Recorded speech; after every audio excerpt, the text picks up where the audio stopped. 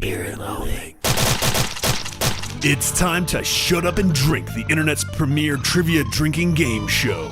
We have 3 contestants ready to engage in trivia combat with each other and the rest of the internet. If you can survive 3 rounds of questions, you get to face the equalizer. And it can all come down to one question. Will you secure glory, or will you just have to shut up and drink? Welcome back to another episode of Shut Up and Drink. I am your trusty host, Slamuel. It's time to work that part of the brain that operates a little better after a few of these. Each round, as always, is 6 questions. The first 5 are multiple choice, worth 100 points, and the 6th question is a fill in the blank worth 200 points. The show's name is Shut Up and Drink, so yeah, you should do that if you get a question wrong. We believe in the honor system, and most people are pretty honorable when you're on this show. Here's the catch, as always. Each question is on a timer, and the point value decreases with every second that passes. So everyone, our contestants, and any of you deciding to play at home will have 30 seconds with multiple choice questions and 45 seconds for fill-in-the-blank questions. And on the very last question of the game, you'll have a chance to wager anywhere from 0 to 100% of your points. We call it the equalizer. It might kick you in the teeth, or it might scoop you up and make you have the best night of your life. It's kind of up to you. Don't let the pressure get to you. So now, let's meet our contestants real quick. Today we got Brian, Hatley, and Terry, and you'll probably recognize Hatley and Terry as previous contestants. Brian is brand spanking new tonight, so we'll break him in, hopefully properly, and we'll get to know everyone a little bit more in the breaks here. So let's start out by diving into question number 1. Go to the gameplay screen here. Ben, are you ready? All right, Ben is ready. Question number 1. What type of quick drawings did a young Claude Monet create when he began creating art? Was that comics, caricatures, titty graffiti, or courtroom sketches? What types of drawings did a young Claude Monet create when he began creating art? All right. We're off and running at the races.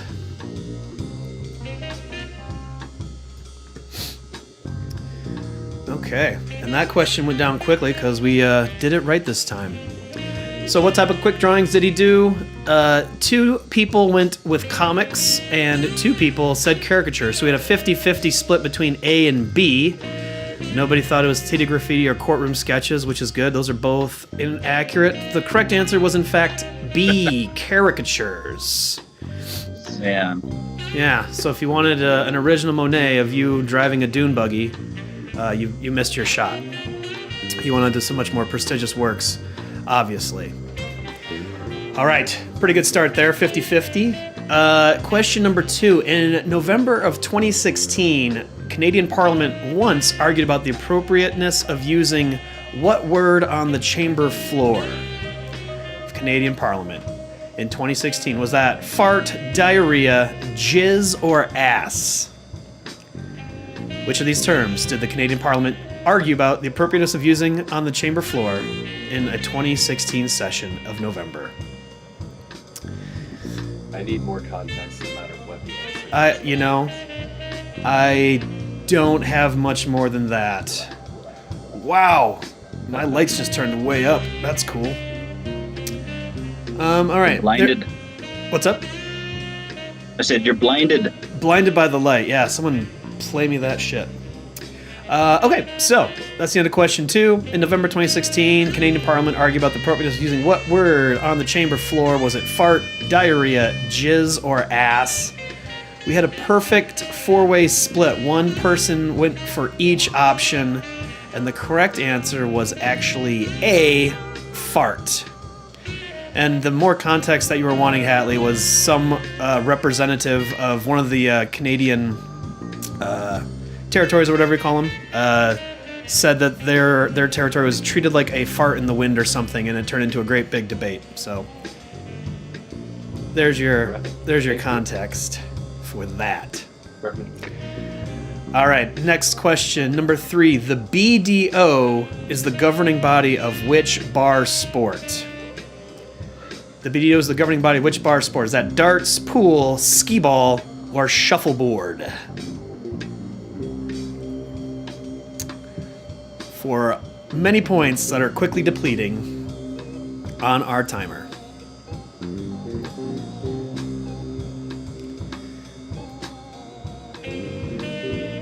Oh, and Mike's already picked up on my Steve Zissou theme.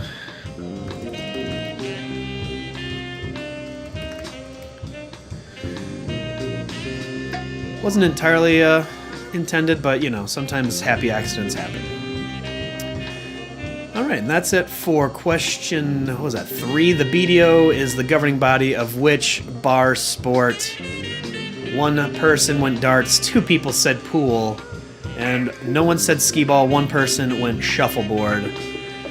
And the correct answer was, again, A, darts. And I used to know what BDO... Oh, it stands for the British Darts Organization. And of course, organization is spelled with an S, not a Z, because it's a European thing. Organization. Say what? Nothing. I'm just... Okay. I said organization. Yeah, I don't know. Oh, okay. You're doing one of your famous accents. I see what's happening. Very good. Very good. Very good. See, I can't even do it right now. All right, let's move on. I did say it was darts, right, Ben? All right, yeah. We got that labeled. That's marked up. Here comes question number 4. According to Urban Dictionary, what does the term flasped refer to?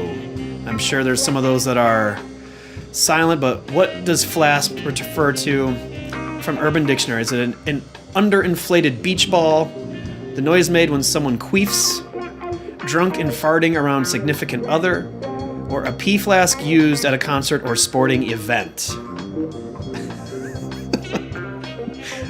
Oh, God.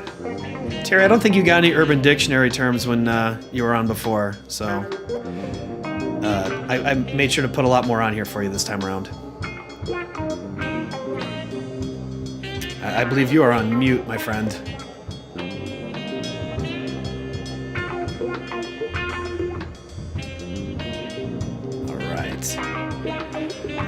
That countdown is donezo. Alright, so what does a flasp refer to from Urban Dictionary? 1 person went A, 2 people said B, 0 people said C, and 1 person said D. And the correct answer was actually C, drunk and farting around significant other. We have a little bit of a good news, bad news question there. The good news being no one's ranking changed, because the bad news is everybody got that shit wrong. And that's okay. We get one of those every once in a while. There's no shame in that. Yeah, but yeah, you're all drinking, which is good. I'll join you on that one. We win and lose together in that sense. All right. Here comes question number 5, our last multiple choice of round 1. And that question is, what city is the state capital of Louisiana? What city is the state capital of Louisiana? Is it Lafayette, Shreveport, Baton Rouge, or New Orleans? All right. Some answers came in almost immediately there. Now the real question is, who's feeling confident about them? Anyone feeling good about their answer or feeling bad? Terry, you're from Louisiana, so I'm assuming you nailed this one. All I know is I shipped some stuff to one of those places within the last few months. So I was just like, the last one I sent stuff to. There you go. There you go. Whatever frame of reference you got, you take it. All right, so which city is the state capital of Louisiana? Was it Lafayette, Shreveport, Baton Rouge, or New Orleans? One team said Shreveport, and the rest of you said Baton Rouge, and Baton Rouge is the correct answer. C for Louisiana. Well done. 75%. A good bounce back from an 0 for 4 question. All right, we're going on to our first fill-in-the-blank question of the night. As always, these do have a theme to them. This is a theme we've done before, but with some new subject matter, but it's going to be I must ask you a question, so it's going to be a bunch of famous people with mustaches. You're going to get a hint and a picture of a mustache with a good chunk of the face blurred, and you're going to tell me who the face belongs to for that mustache. That is a very conky way of saying it, but that's what we're going to do. So that is question 6, and the question goes... this handlebar lip hanger started its professional wrestling career in 1977 and gained worldwide recognition after signing for the WWF in 1983. Name the owner. Whose face is that mustache crawling around on?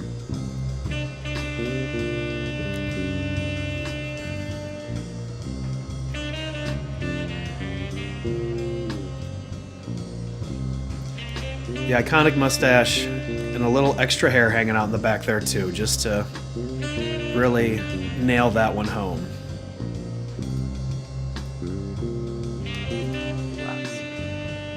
Is that what the term was? All right, we're getting down to the bottom of the timer there. All right, finally the last person chimed in. All right.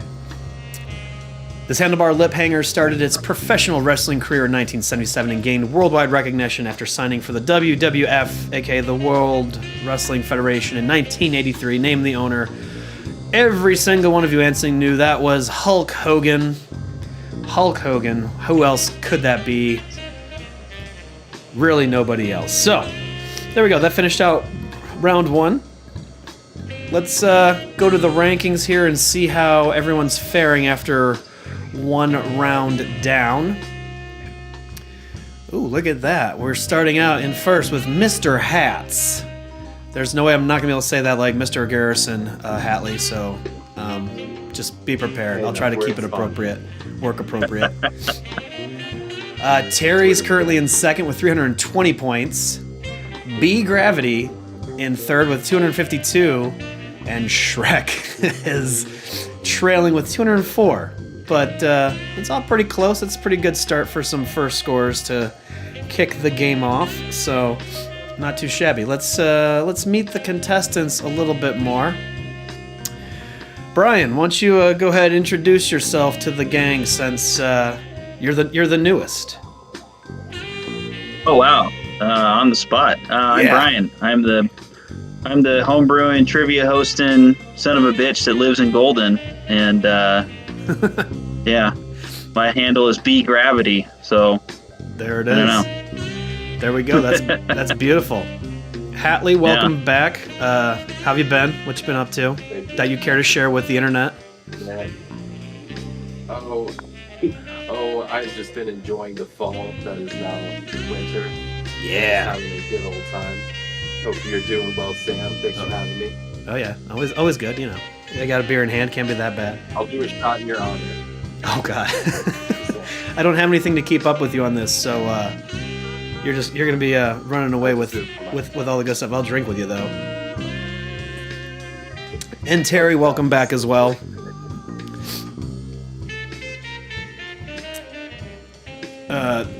Sorry, I just had a brain freeze there.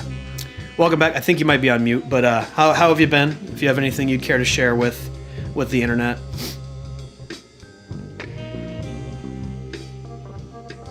Oh, you are still muted.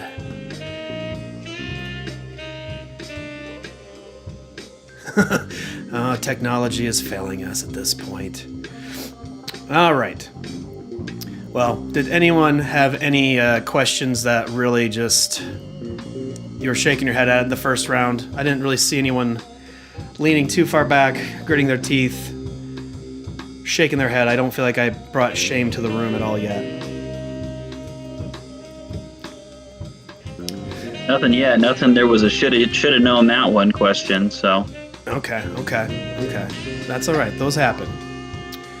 Well, let's dive on into round 2 then. You've gotten a bit of the scheme down. You know what the theme is for the last question of each round going forward. So yeah, let's get back into the gameplay here.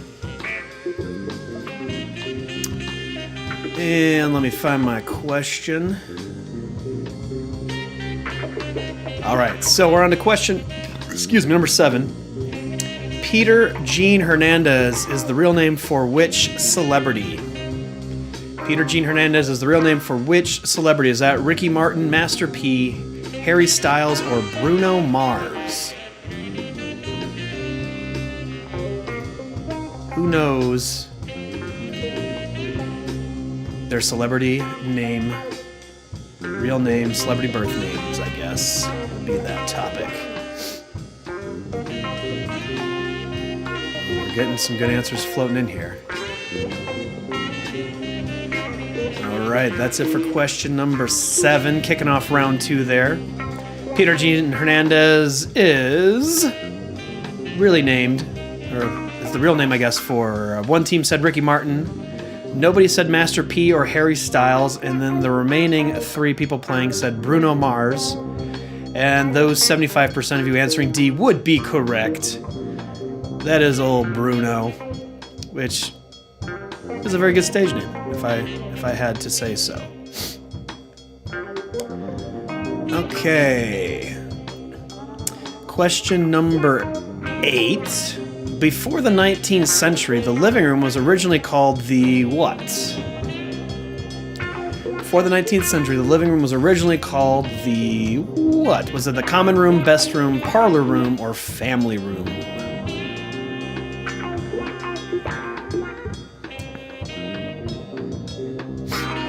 Yes. And I'm going to be very interested if anyone else's family called them any of these rooms still to date. In fact, has anyone's folks or family still called the living room any of these options? No, and I Doesn't count if you had both. I studied them too, so it's just Okay. it did not. Oh, looks like Terry and Hatley's spots switched. That's cool. Thanks, Discord, for that. Can you hear me now? Oh yeah, we can hear you. I just mean like your photos just switched place on the on the screen. So Discord is throwing us a curveball today. That's great. All right, so we know who Bruno Mars is, and before the 19th century, the living room was originally called the what? We had a 50-50 split between the common room and the parlor room, and the correct answer was in fact C, the parlor room. So I'm starting the petition now. We all should just start bringing parlor room back. Let's make old new and bring it back around. We can all hang out in the parlor. All right, question number 9. Which of these teams won 3 Super Bowls in the 1990s? Which of these teams won 3 Super Bowls in the 90s? Was it the Cowboys, the 49ers, the Lions, or the Bills? I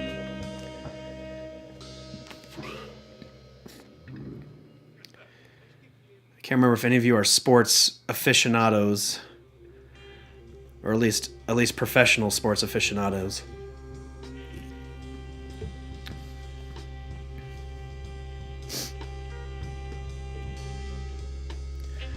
90s were a wild time for football.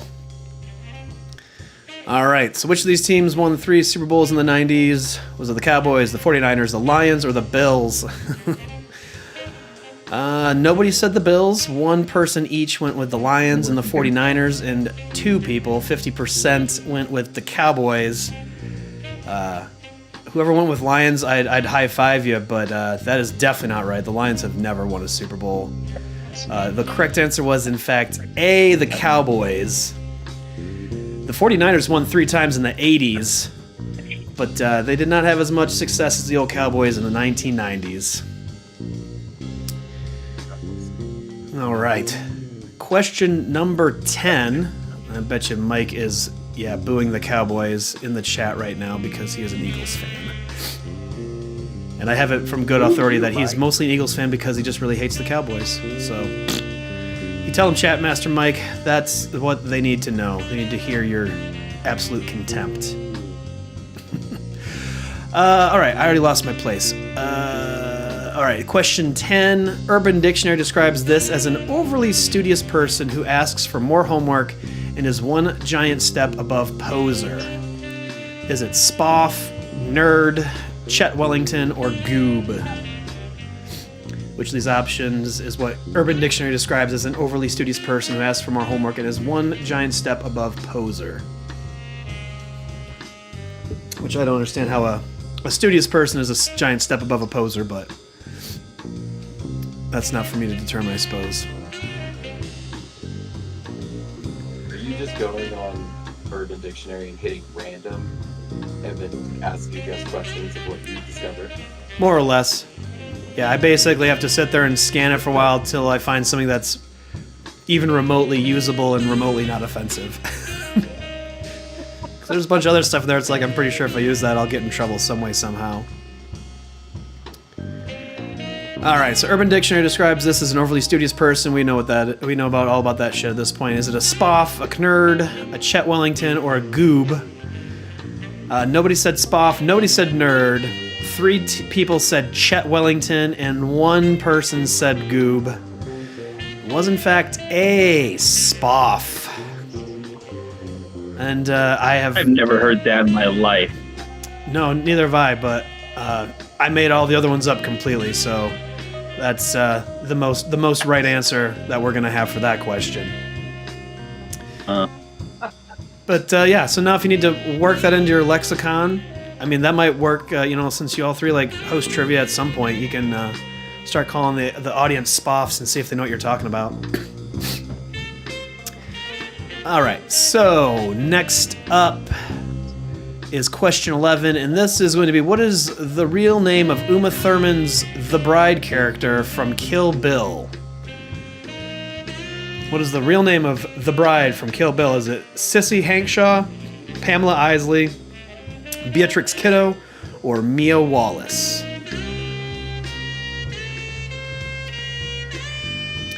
And I believe if I did my job right, these are all names of characters Uma Thurman has played in movies. So which one is the one from Kill Bill? Is really the way to sort this out. And I wish I remembered which names came from which one. I know the 2 of them, but some of the other ones I do not. So what is the real name of the bride from Kill Bill? Nobody thought it was Sissy or Pamela. 3 teams said Beatrix, and 1 team said Mia. And Mia Wallace is from Pulp Fiction, and Beatrix Kiddo is the correct answer for Kill Bill. We don't really even find out until Kill Bill Volume 2 what the full name is, but what a name indeed. In case you were curious, Pamela Isley is from Poison Ivy and Sissy. Oh, okay, yeah. In the 90s, like Wedding House Singer or something like that. That is definitely it. Now I just, in Sissy Hankshaw, don't remember who that is. Doesn't matter. That's not what the trivia question's about today. All right, we're moving on to our second fill in the blank. It's gonna be about another mustache, and you're gonna tell me who the face it's attached to is. So, this legendary Hollywood filmmaker is known for transgressive cult films including Multiple Maniacs, Pink Flamingos, Hairspray, and his trademark thin upper lip adornment. Who is the face that's attached to? Who's the real deep sea film buffs now? Because these are all very... If I accidentally hit enter before I was done typing, can I directly message you the answer? Type it in the chat. Type it in the chat. I'm sorry. We'll see what you say here. Get a judge's ruling.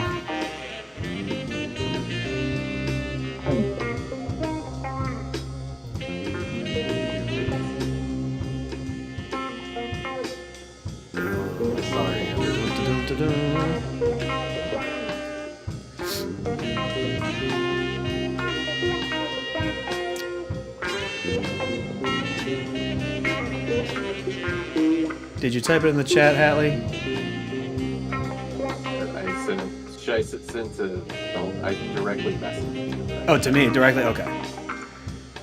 I'll just type it in the chat. No, it's alright. I can go to the direct chat there. I just need to know where to look. I'm just typing it everywhere at this point. Just paste it everywhere. Paste it everywhere. And now we lost Terry. One down. Okay, I see it in the other chat there.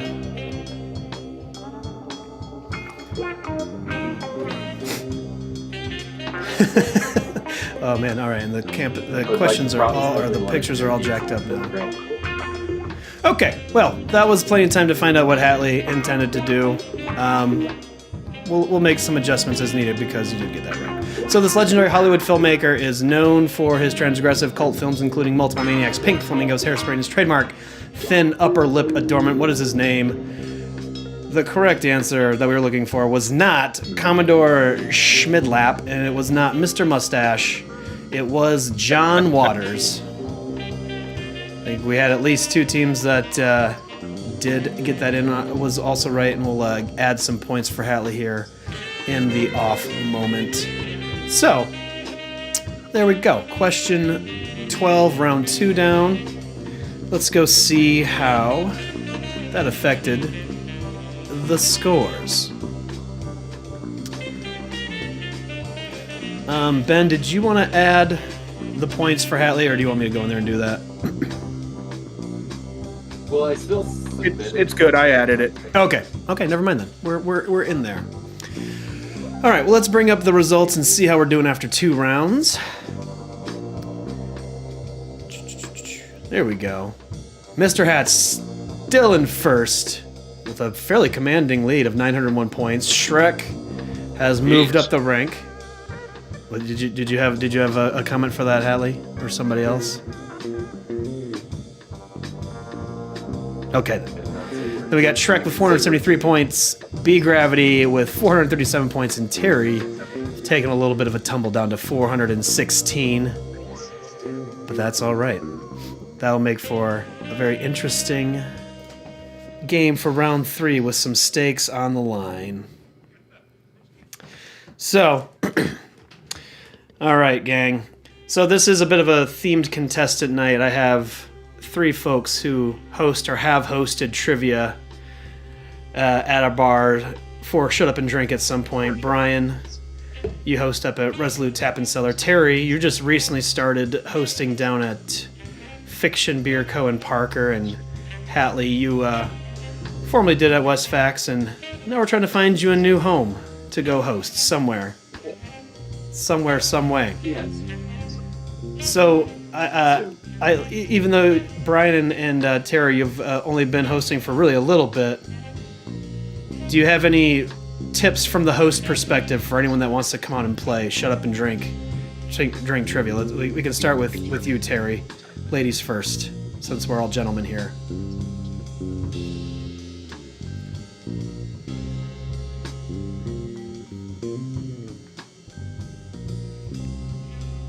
No, I think you might be muted again still. The audio does not want to seem to come through.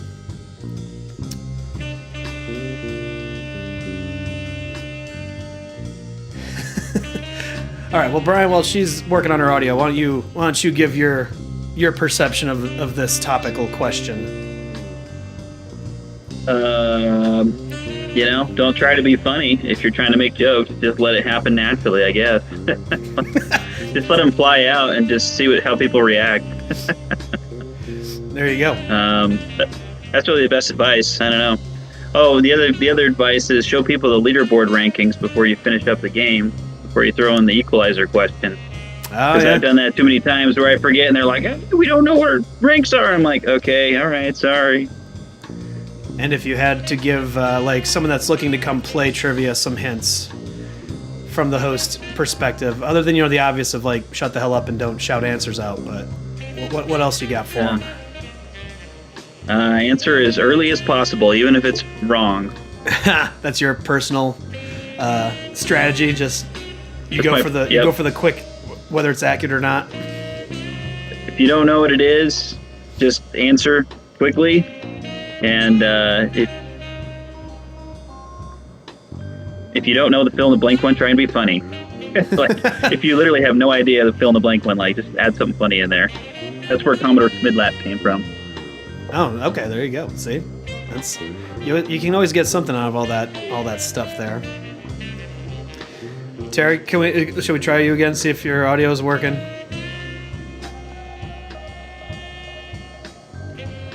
Why? No, that's still not doing it. Can you hear me? Oh, there you are. Hey, now I hear you. I think my sound was muted earlier. What? Ah. Oh, I might have went away again now. Is there like a mute on your microphone itself, maybe? Sorry. Yeah. Well, now you're coming through. Oh, damn it. All right, well, Hal, even though you've been on a little bit of reprieve, do you got any tips for those who want to come play Shut Up and Drink Trivia at a bar somewhere? I think, outside of everything that's been said, give the person who's best at trivia the phone. Just give them the phone because it is all about being fast. And if you want someone to be fast, give it to the person who's most accurately going to get the question.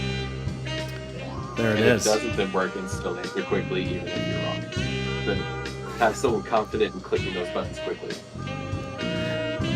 Ooh, excuse me. All right, well, that's some real talk from the people that host this shit.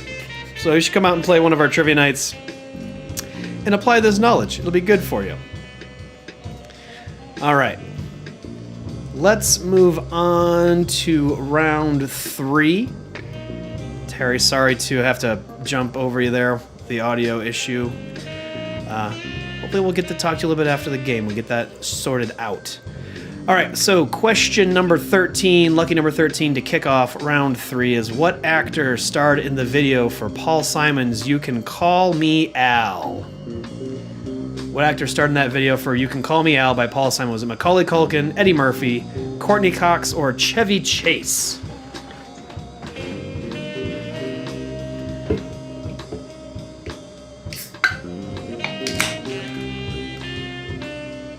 I'm realizing the age range of most of you, this might be a deep dive because that is an old-ass music video.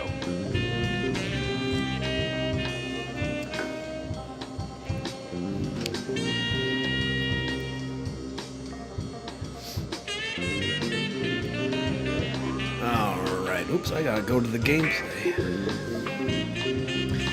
Alright, the timer's up to...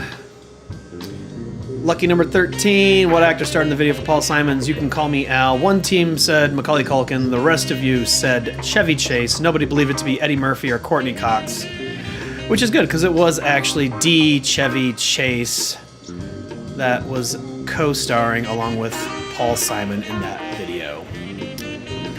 So, next up, question number 14, on what part of your body would you find the pinna? On what part of your body would you find the pinna? Would it be mouth, ear, eye, or nose?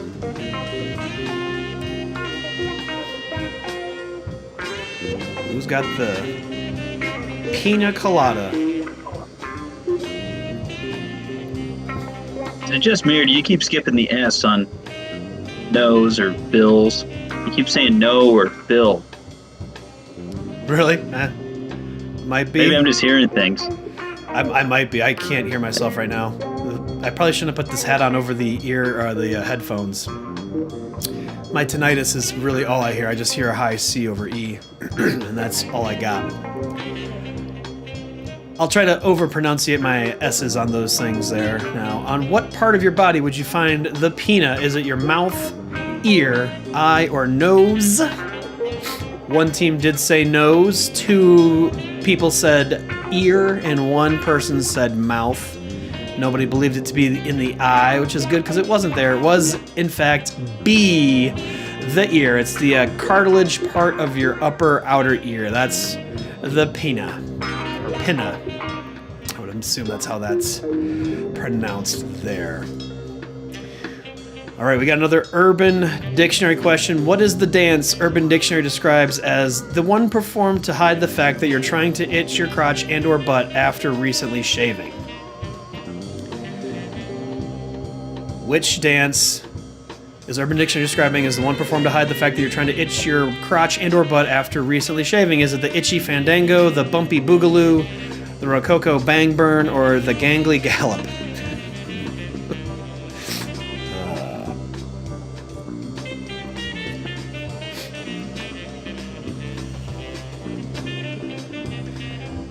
These all sound like some scary-ass dances to have to do in the first place. All right, the question timer went down real quick for this one. Which of these dances is if you're trying to hide the fact that you're itching your crotch and or butt after recently shaving? Is it the Itchy Fandango, Bumpy Boogaloo, Rococo Bang Burn, or Gangly Gallop? Every single one of you knew this one. That was A, the Itchy Fandango. I hope you all don't know it because you've done the dance. What was that? That's our go-to dance move, all of us, every single one of us. Oh yeah, That's all we do. That's you, as hosts, you all just do the Itchy Fandango before the game starts or something? Endless Razorbird, that's my life. Endless. That's why you let that I hair hope you know, grow we're out gonna- so glorious.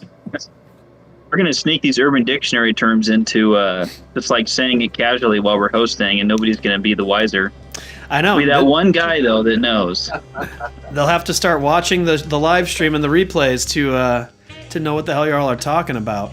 We'll have to work this into a way to give people bonus points. So, like if they come up to the host or something during a trivia game and we use like the term as a password or something, and it's like, all right, that'll get you an extra like 100 points or something. So there you go. I might be coming up with a scheme to get people to come say really inappropriate things to you all now.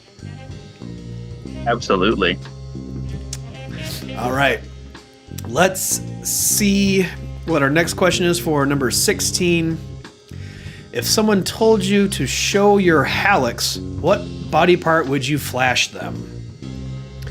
If someone told you to show your hallux, what body part would you flash them? Belly button, big toe, tongue, or middle finger? Which of these is your hallux?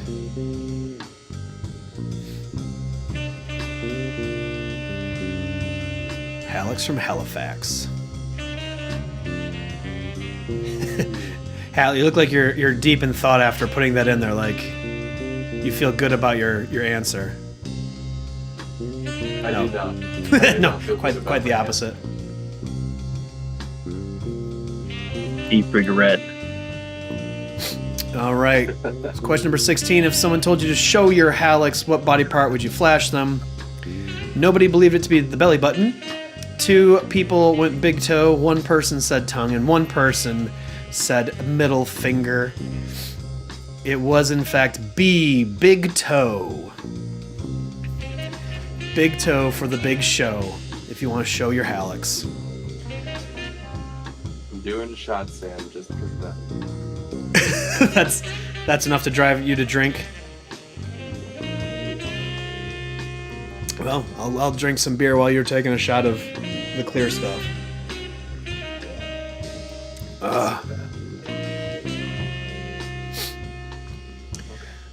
All right, we're on to question 17. This is going to be our last multiple choice question of the game. What is the national animal of Canada? What is the national animal of Canada? Is it moose, tilapia, goose, or beaver? Oh, who knows their Canadian trivia? We've got 2 Canadian questions. I know. I don't know if I just did that on accidental subliminal purpose, or whatever. I just was feeling like let's talk about our Canadian friends to the north. I'm not technically allowed in their country at this point, so I still like to talk about it. All right, what is the national animal of Canada? We came down with a 50-50 split between moose and beaver. And those of you who said moose would be incorrect. It's actually beaver. Bummer. Oh, man. Neither of those animals really eat maple leaves, so I guess that's clearly not tied up. But yeah, if you need to build a dam, go to Canada. They have all the joys of dam building with beavers there. All right, we're on to our last question of the game. So I'm not going to pull the rookie move that Brian was telling me not to do, and we'll show you all the scores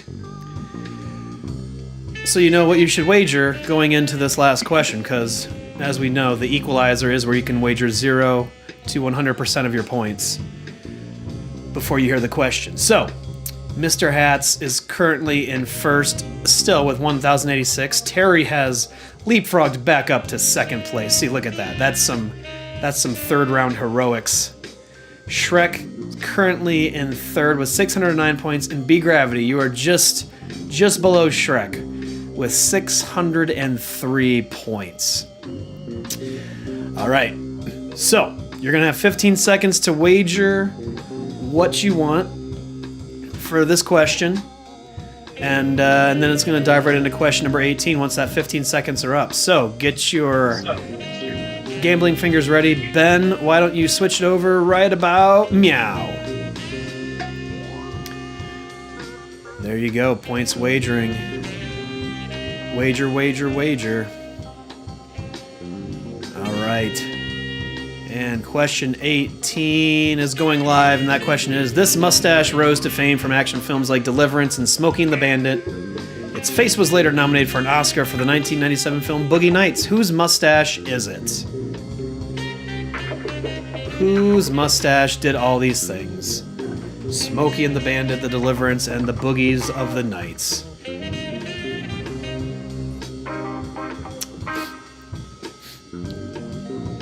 It's been a while since I've seen Boogie Nights. I'm trying to remember if this dude even had the mustache in Boogie Nights.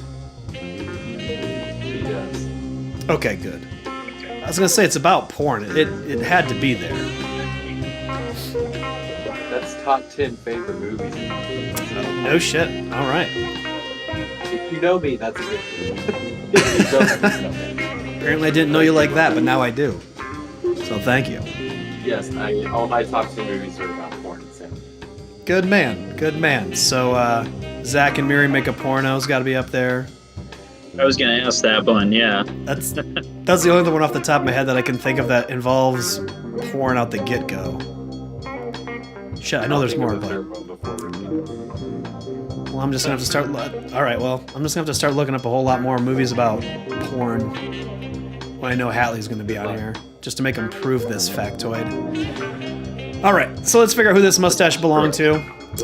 Came from Deliverance, Smoking the Bandit, won an Oscar for Boogie Nights. Whose mustache is it? Two of you all got this right. I'm guessing one of you is Hatley, since this is his top 10 favorite movie. Bring Back the Butts was one of the answers, which is fair. And I'm sure the butts will make a reappearance. Gossage, or Gossage. What? Okay. And then the two teams that did get this right, or two people I should say, were Burt Reynolds, the man, the myth. All right, so that's the end of the game. Let's see how that affected our rankings here. Oh, we had one team go for broke, and one team go for, well, actually, we had a couple teams go for broke, and one team went for broke and missed it. Shrek, unfortunately, landed in last with 0 points. Terry went for half, didn't quite get it, ended in third with 382 points. B Gravity, you went up to second, your highest ranking point of the night with 1,206 points. But Mr. Hats, old Hatley, he did it. He went all in and he nailed it and got 2,172 points. That is quite the score there, Hatley. Well done. Well done. Thank you. There we go. Thank you. I'm dedicating this one to Mike. Yeah. There you go. Well, beautiful. Well, that's a 2-layer cut. TLC likes the show. We like layers. We like onions here. And Shrek was playing, so it only makes sense that there's some onion layers there. All right, well, gang, that was. Are you trying to show your TV there? Yeah, I'm sorry. Continue. Okay. Your thing. It was interesting. It was like wiping it clean for a second. It followed your hand, so it showed the screen just long enough. I actually thought it was Jar Jar Binks, not Donkey. I forgot you were watching Shrek in the background. So, and this is this episode's getting immediately demonetized for all the Disney content happening or the Pixar content happening in the background, which is good because we don't get monetized in the first fucking place. Not yet. Not yet. We're working our way up there. Well, thank you for the three of you for coming on tonight. like I said, these are some of our hosts. Brian, again, does Resolute Brewing at the Tap and Cellar location in Arvada. Terry is taking over our newly started spot at Fiction Beer Co. in Parker. Hatley will be coming to a bar near you, hopefully sooner than later. And we got some other places. We got the Resolute Brewing in Centennial.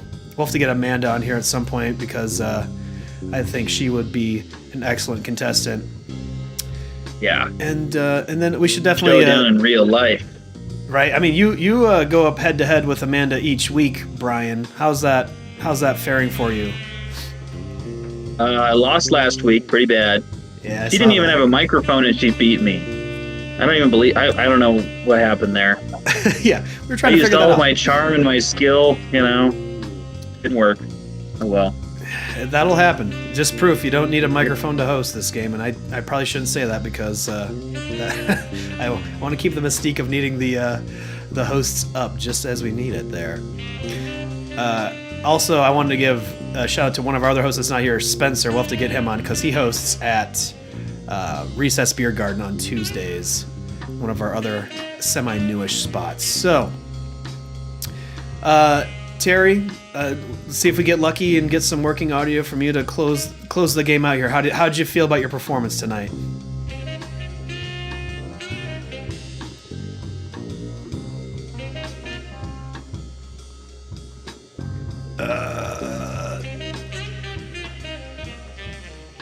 Nope, still no audio. Well, thumbs up, thumbs down, thumbs medium. You can go the distance.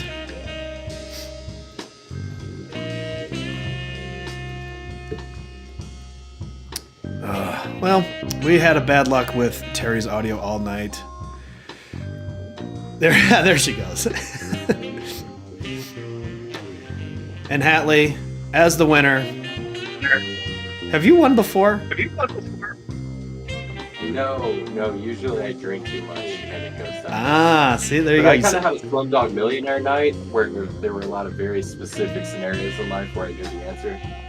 So it was just fortunate. I had a fortunate Slumdog Millionaire night. If you don't know what I mean, go watch the movie.